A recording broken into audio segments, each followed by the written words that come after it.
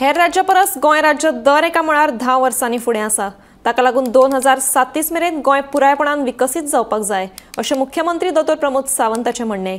DD Kosambi ही एक अशी कार्यावळ जंय लोक आपोवण्या शिवाय हाजिरी लायतात अशें मुख्यमंत्र्यान कला अकादमीत आयोजीत केल्ल्या डीडी कोसंबी कार्यावळीत उलोवप केलें। प्रायम मिनिस्टर नरेंद्र मोदीजी हे विकसित भारत 2047 हे स्वप्न आमच्या मुखार दवरला आणि हे स्वप्न जर साकार करतले आसत जाल्यार विकसित गोंय 2037 म्हणजे 10 वर्सां खूप पयलीं जावपाक जाय।